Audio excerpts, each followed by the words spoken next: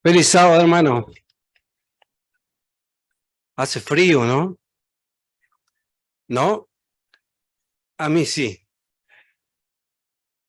Yo no sé si, y creo sí que estoy un poco más viejo, ¿no? Anoche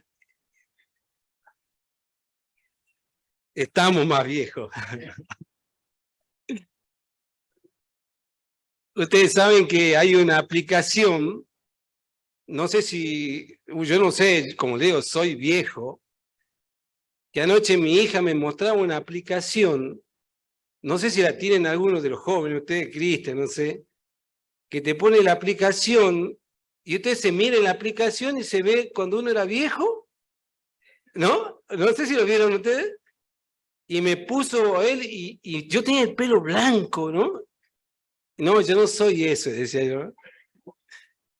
Y sí, hermano, saben que muchas veces la edad a nosotros nos hace, por ahí muchas veces, tomar las cosas con más responsabilidad. Cuando yo conocí al Señor yo tenía 30 años, y cuando me invitaban a predicar en un principio era como que uno era más jugado, ¿no?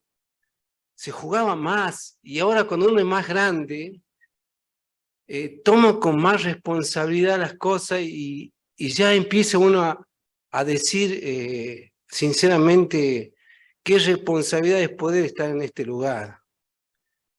Cuando uno es joven no es tan así, ¿no? Uno se juega, uno cree que puede hacer todo, pero cuando uno ya es más adulto,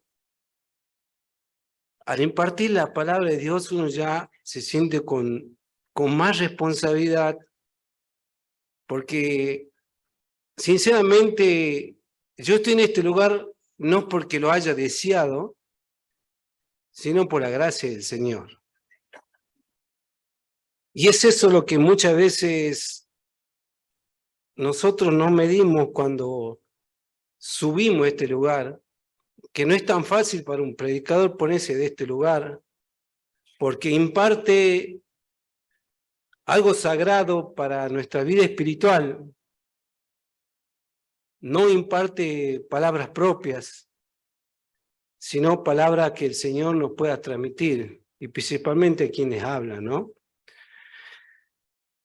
Y me ponía a pensar, Señor, decía, que Él sea que transmita cada versículo y pensamiento en el transcurso de esta mañana, y creía a colación de poder insertar en nuestros corazones lo que ya en cierta forma el pastor el sábado pasado decía, que deberíamos reencauzar nuestra vida espiritual,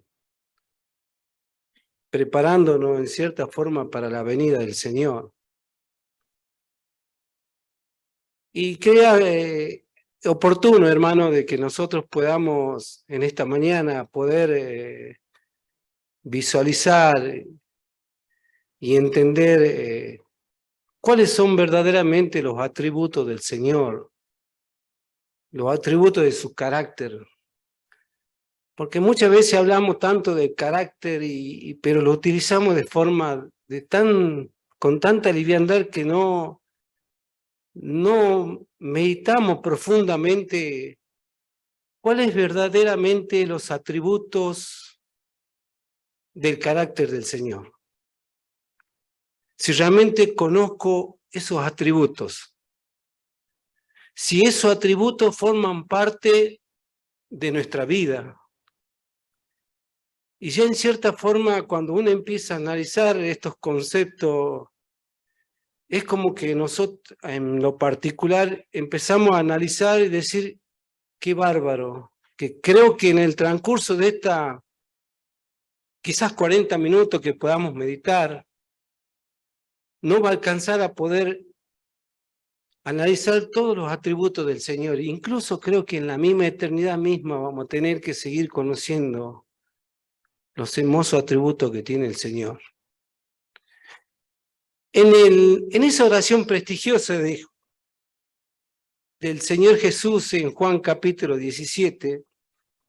Bajo este pensamiento vamos a meditar en esta mañana, Juan capítulo 17, y también le damos un feliz sábado para aquellos que nos están escuchando por YouTube, quizás por Zoom, que sea una bendición también para ellos en esta mañana. Y espero que mis hijos me estén escuchando, que quizás esa es la invitación para ellas. Y el Señor, en esta oración prestigiosa, bajo este pensamiento, vamos a meditar en esta mañana, hermano, en Juan capítulo 17, versículo 3, dice, y esta es la vida eterna, que te conozcan a ti, al único Dios verdadero y a Jesucristo a quien has enviado. ¿Cuál era el propósito del Señor que en esta oración tan linda, que los conozcamos a Él, que verdaderamente empecemos en este tiempo que como iglesia, que somos que predicamos la venida de Cristo, que empezar a meditar y a comprender y a conocer al Señor? Qué lindo cuando podemos decir realmente conozco al Señor. Y que no sea solamente un conocimiento intelectual, sino también un conocimiento por vivencia. Porque vivo con Él. Porque los atributos del Señor son parte también de los atributos del pueblo del Señor. ¿Saben qué? Tuve una experiencia y ustedes hablaban en la escuela sabática. Ustedes saben que yo tengo un hermano mayor. Yo tengo un hermano mayor. Yo tengo un hermano por parte de mi padre. Mi padre se casó hace muchos años, antes que se case con mi madre. Y yo tengo un hermano mayor. Y sabe que muchas veces no lo vemos, no nos frecuentamos, pero las pocas veces que estamos, charlamos y nos tratamos como hermanos. Y sabe que él tiene el hijo menor, y el hijo menor, los otros dos hijos no, pero el hijo menor siempre va a mi casa. Él tiene un aprecio mucho por nosotros. Y una vez lo traje a la iglesia hace muchos años, porque él estaba pasando una situación difícil, y bueno, ya en cierta forma él había conocido algo. Y el tío siempre me trata y va a la casa y compartimos. Y él una vez me invita a un cumpleaños de su nenita. Y estábamos ahí en el cumpleaños. Y él no es de acá porque él era de Orán, hace poco está en Salta. Y ahí ha hecho su casita y me invitó. Y bueno, y él sabe frecuentar una iglesia evangélica, no es muy regular. Y me dice, tío, te presento un hermano evangélico, me dice, él es cristiano, y bueno, y charlamos así. Y esta persona que era de la iglesia pentecostal evangélica, saben que él empezó a hablar de Cristo y hablaba con tanta pasión del Señor. Ustedes saben que a mí me puse a pensar, ¿por qué nosotros no somos tan apasionados como ellos, no? Y él hablaba y que Cristo y que sí, mirá, que transformó mi vida y hablaba de esa manera. Y yo decía, ¿por qué nosotros los adventistas no tenemos esa pasión, no? Pero no quiero llevarlo a eso, sino que en cierta forma cuando nos sentamos en la mesa, yo me senté de un lado con mis hijos y él estaba del otro lado, pero hablaba fuerte y él estaba predicando a otra persona y hablaba de Jesús y Jesús y Jesús y le hablaba, ¿no? Y me quedé impresionado yo, ¿no? Que en cierta forma la otra persona le pregunta a él y le dice, yo cuando era niño, mi papá también me llevaba a la iglesia. Yo era evangélico también, decía, ¿no? Y mi hijita dice, me hace una pregunta que yo no sé cuál responderla. Dice, ¿por qué hay muchas iglesias en este mundo? Y le dice, ¿cuál es la iglesia verdadera? Le pregunta el muchacho al muchacho evangélico. Y el muchacho evangélico, y yo como chusma, porque yo estaba escuchando, me estaba interesando la situación, pero yo no podía entablar porque yo estaba lejos de la situación, yo no estaba en la conversación. Cuando él le dice, ¿cuál es la iglesia verdadera? Yo automáticamente, como ustedes, ¿dónde hubiesen ido? ¿Ah? Apocalipsis, capítulo 14, versículo 12. La paciencia de los santos, la que guarda los mandamientos de Dios y tienen la fe o el testimonio de Jesús. Y ese pensamiento me vino automáticamente cuando el Señor preguntaba, ¿visto? ¡Pluc! A mi mente. Y yo me sentía así, digo, ¿no? Yo hubiese contestado así. Y ustedes saben que me vine a mi casa pensando en esa situación. Y dije, ¿por qué contesté automáticamente? ¿Por qué me vino a mi pensamiento tan rápido y contesté? Y le hago una pregunta a ustedes. ¿Somos la iglesia que guardamos los mandamientos de Dios y tenemos el testimonio de Jesús? ¿Simplemente porque guardamos el sábado? ¿Guardamos los mandamientos? ¿O porque guardamos todos los mandamientos? Y a eso quiero que reflexionemos en esta mañana. ¿Qué es guardar los mandamientos del Señor? Saben que el apóstol Juan escribe un detalle muy importante que podamos ir desmenuzando en esta mañana. Vamos al libro de Juan, capítulo 1. Y dice Juan, hablando de Juan el Bautista,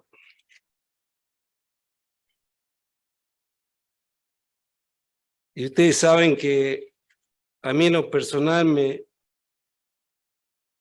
toda esta vivencia que tuve me llevó a pensar muchas cosas.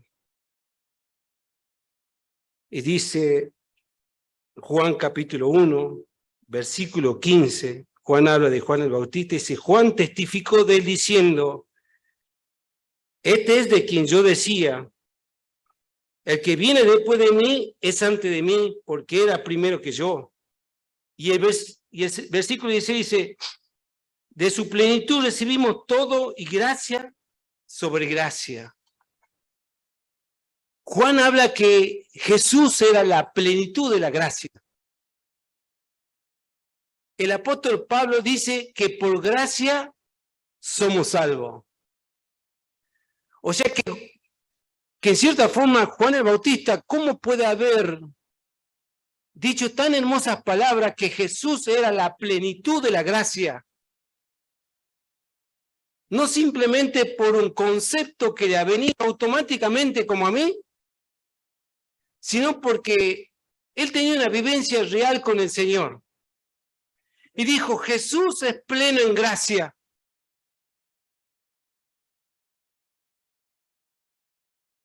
No era un concepto, sino una vivencia en la vida de Juan el Bautista. Le pregunto a mis hermanos, ¿realmente yo también soy pleno en la gracia del Señor? ¿Realmente ese atributo del Señor que forma parte de su carácter también es pleno en gracia en mi vida o simplemente un concepto que lo repito como lo repetí yo? Porque si Él es pleno en gracia, mi vida tiene que ser la plenitud de la gracia. Y no nos damos cuenta muchas veces porque no analizamos y conceptualizamos todo. Porque si nosotros vivimos en la plenitud de la gracia de Dios, en nuestra vida no tiene que haber queja ni cuestionamiento, ni prejuicio, ni maldades. Por eso el apóstol Pablo dice, sé vivir cuando tengo y cuando no tengo. Porque la plenitud de la gracia de Él vivía en su ser. Y no nos damos cuenta cuando nosotros nos quejamos por el dólar que sube, que baja, que esto, que aquello. Si yo estoy en la plenitud de la gracia, ¿qué me interesa que el dólar sube, que baje, que entre este, que entre aquel? Porque estoy en la plenitud de la gracia del Señor, hermano. Porque no es un concepto, sino mi vivencia, tu vivencia. Ese es uno de los atributos esenciales del Señor y tiene que ser el atributo pleno de nuestra vida. ¿Por qué dije? Porque muchas veces nosotros como adventistas idealizamos algo que no somos. ¿Por qué? ¿Por qué nos ponemos más, nos miramos que somos más que otros cuando no lo somos? Cuando no hay una vivencia clara en nuestro ser, en nuestras actitudes, en nuestros pensamientos. Porque no me gusta este, porque no me gusta aquello. Eso no es vivir en la plenitud de la gracia, hermano. Y no es simplemente decir gracias, Señor. Es vivirlo en la gracia. Porque si la plenitud de la gracia también es nuestra vida, nosotros también somos plenos en gratitud al Señor. Y si soy grato ante el Señor, hermano, pónganse a pensar, nuestros recursos, nuestros dones, serían todo para el Señor. Pero idealizamos tanto que no nos damos cuenta que hasta mezquinos somos con el Señor. Porque no puedo, porque nunca tengo tiempo. Entonces, ¿dónde está ese atributo en mi vida? Cuando vivo de excusas y hablo por mí que me estoy haciendo viejo, que no tengo tiempo, que miro para el otro lado, que yo no vi, que yo no puedo. Y entonces, ¿cómo puedo hablar de que guardo los mandamientos si ese atributo en mi vida no está? Si incluso lo que a Él le corresponde tampoco se lo doy. Y es triste poder idealizar algo que no somos y seamos sinceros con el Señor. Porque ese atributo de la gracia de Dios tiene que ser el atributo pleno del pueblo del Señor. Vivir plenamente en la gratitud de Él y mis acciones son gratas hacia Él. Tu tiempo, tus recursos tienen que ser para Él. Y ese atributo siempre está conceptualizado simplemente en nuestras mentes, porque repetimos y repetimos como repetí yo. ¿Será que nosotros somos plenos también la gracia de Dios, como dijo Juan? Juan se paró y miró y dijo, Él es la plenitud de la gracia. Y nosotros también tenemos que ser plenos en gracia en el Señor, hermano. Si nosotros estamos acá por la plenitud de la gracia de Dios, no porque nosotros hayamos querido estar acá, sino porque esta mañana la plenitud de la gracia llegó al lado nuestro y permitió que podamos estar en este lugar, hermano. Tenemos que vivir la gracia de Dios y mostrar esa gracia permanente en nuestra vida. ¿Cuántas veces me he quejado de las circunstancias que he vivido sin darme cuenta que la gracia de Dios ya había llegado a mi vida? Y es eso que muchas veces no entendemos, porque la gracia de Dios muchas veces la decimos nosotros, si la gracia de Dios es abundante en nuestra vida, ¿por qué la tomamos tan barata si es plena? ¿Me entienden? Y otro de los atributos tan lindos que tiene el Señor que lo hemos estudiado en la escuela sabática en Efesios capítulo 2, versículo 4, pleno en gracia y también pleno en ¿qué? Efesios capítulo 2, versículo 4, dice, pero Dios es rico en misericordia, por su gran amor que nos amó, aún estando nosotros muertos en pecado, nos dio vida justamente con Cristo. Por gracia soy salvo. Pablo, ¿qué está diciendo? Que también uno de los atributos esenciales del Señor, que Dios es pleno en misericordia. Amén.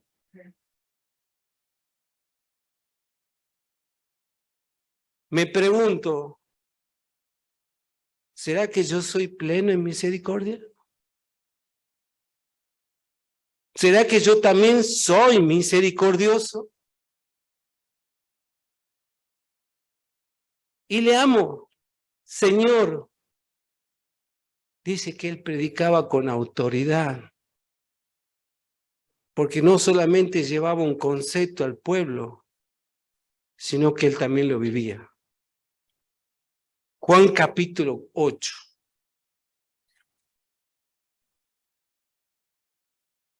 La historia conocida por muchos de nosotros que a lo largo de los años hemos estudiado y la utilizamos muchas veces simplemente para hablar de que cómo estos religiosos querían complotar en contra de Cristo. Pero ustedes saben, hermano, que en esta historia no es una historia simple que podamos repasar en esta mañana. Porque esta historia está hablando de una mujer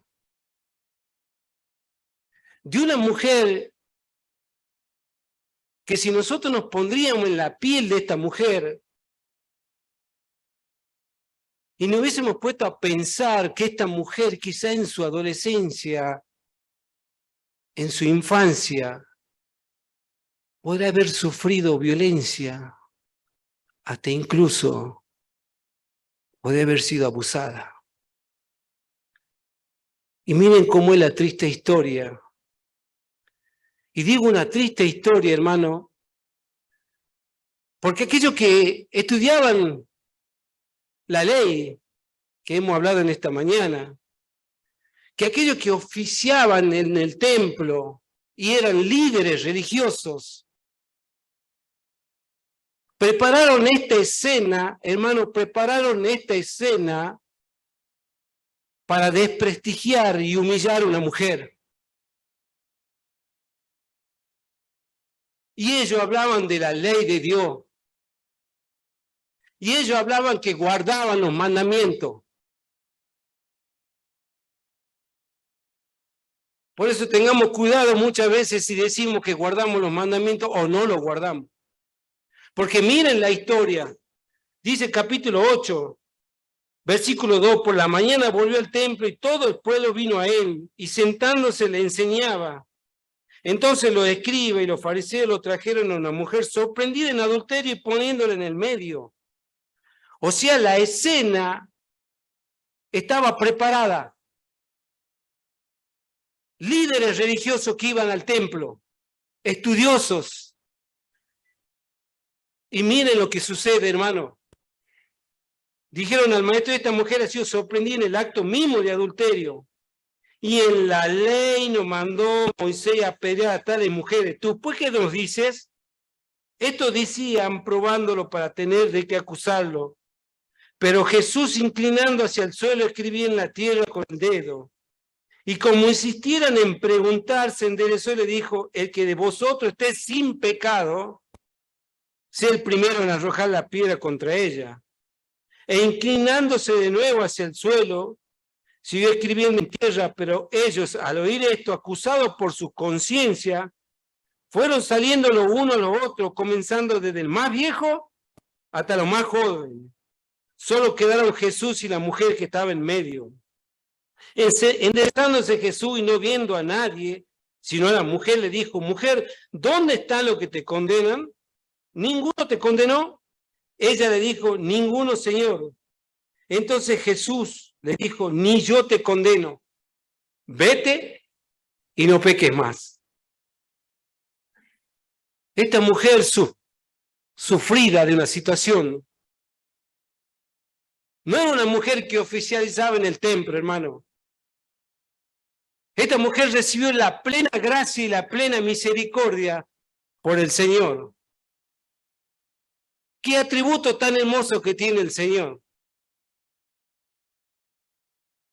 ¿Será que nosotros tenemos los mismos atributos cuando hablamos del carácter? ¿O será que muchas veces preparamos las escenas para criticar y cuestionar? Para despotricar a una persona o un hermano. ¿Cuántas veces, hermano, no utilizamos la circunstancia para tener misericordia? Y utilizamos la circunstancia simplemente para destrozar, para destruir, sin piedad, a aquel que quizás no conoce a Cristo o aquel que quizás está en su lucha. Por eso, hermano, me pregunto, ¿será que esos atributos son parte de nuestra vida? ¿Será que sinceramente guardamos los mandamientos del Señor? Porque los atributos del Señor son plenos en gracia y también plenos en misericordia. Segundo atributo que hemos visto en esta mañana. En el libro de Mateo, Jesús dejó una linda enseñanza. En el capítulo 20 del libro de Mateo, el Señor, y como le dije, no vamos a poder en la mañana poder ver todo, ni en la eternidad misma,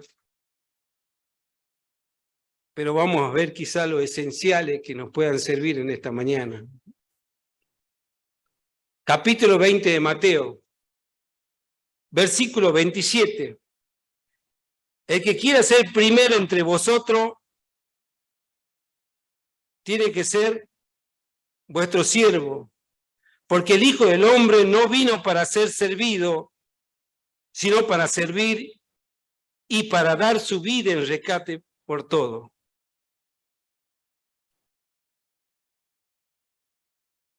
Tercer atributo del Señor. El Señor no vino a ser servido, sino a servir. El Rey del Reyes, el Señor del Señor, vino a servir. Qué atributo tan lindo que tiene el Señor. Desde el momento que abrimos nuestros ojos, no solamente la gracia y la misericordia llega a nuestra vida, sino que el Señor ya nos está sirviendo. Nos está sirviendo con el tiempo, con el hogar, con la familia, con la iglesia. ¿Será que ese atributo también forma parte de mi vida? ¿Será que yo también soy una persona servicial y me dedico al servicio del Señor pleno? Y miren que hay una historia muy linda y apasionante que está en Juan capítulo 13, que el Señor antes de poder ir a la cruz del Calvario, preparó una cena con sus discípulos. Qué lindo poder repasar esta historia, porque esta historia dice que Jesús amaba tanto a lo que su Padre le había entregado, Dice que antes de las fiestas de Pascua, sabiendo Jesús que su hora había llegado para que pasara de este mundo al Padre como había amado a los suyos, que estaban en el mundo, lo amó hasta el fin.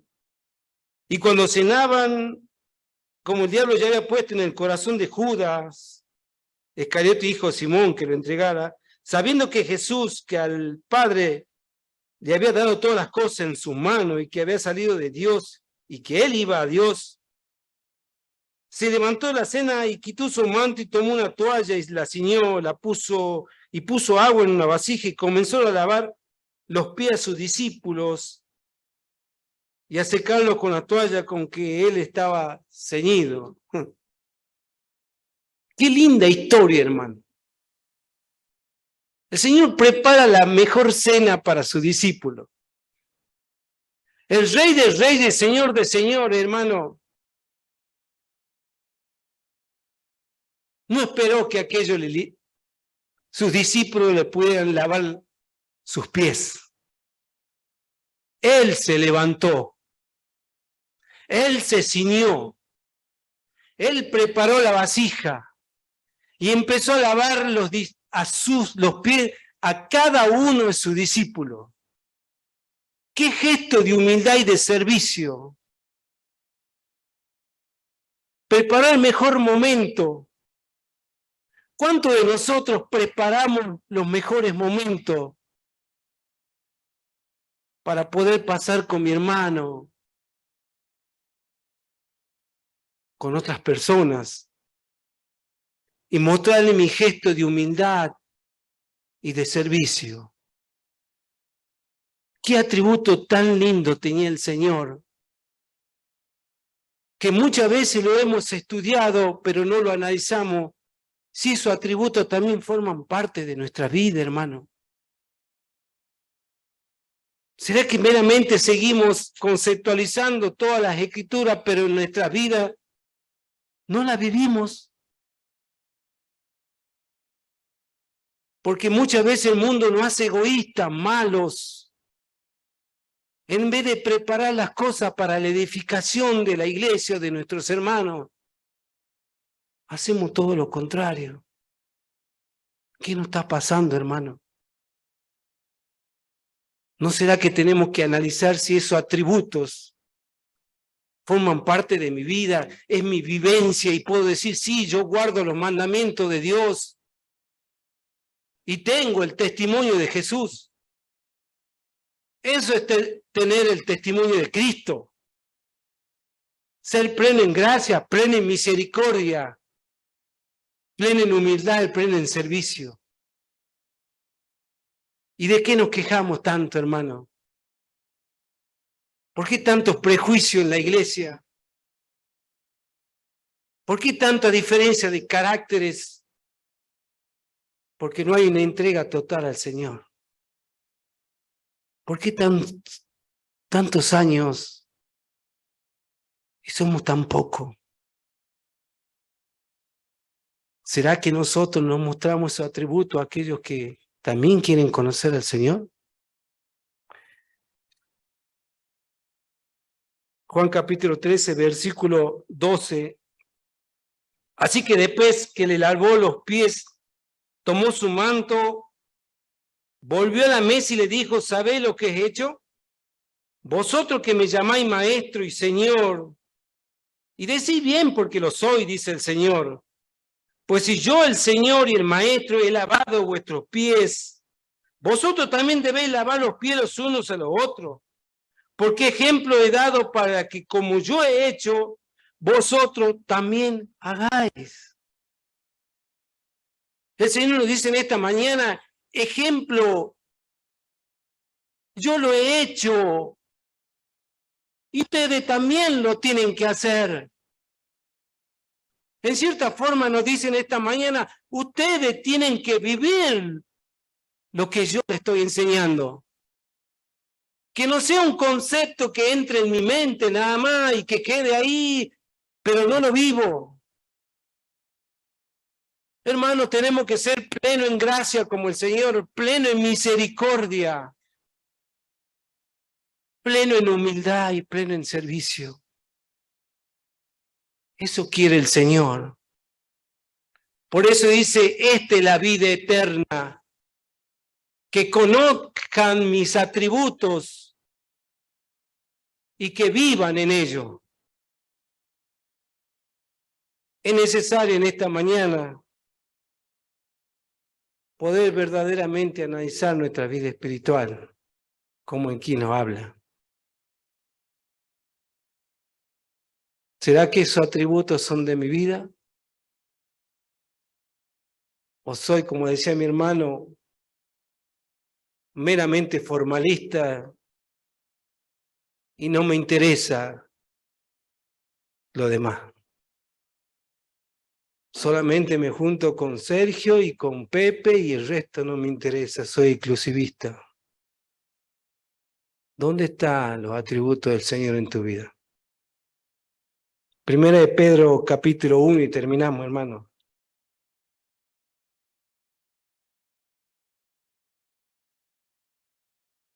Que el Señor tenga misericordia de nosotros, hermano. Primera de Pedro, capítulo 1, versículo 13 en adelante. Por lo tanto, ceñid los lomos de vuestro entendimiento, ser sobrio y esperar por completo en la gracia que os traerá cuando Jesucristo sea manifestado. Como hijos obedientes, no conforméis a los deseos que antes tenían estando en vuestra ignorancia, sino así como aquel que os llamó, que es santo, ser también vosotros santos en toda vuestra manera de vivir, porque Cristo está, ser santo porque yo soy santo. El Señor es pleno en santidad, hermano. No es un ser común como muchas veces lo tomamos. Él es santo, hermano. Y Él llama a sus hijos a la santidad. Hermano, que esta reflexión, esta meditación de esta mañana sean para que nosotros, cuando contestemos que somos el pueblo de Dios, que guardamos los mandamientos y tenemos el testimonio de Jesús, si no tenemos estos atributos en nuestra vida, no podemos idealizar algo que no somos, hermano.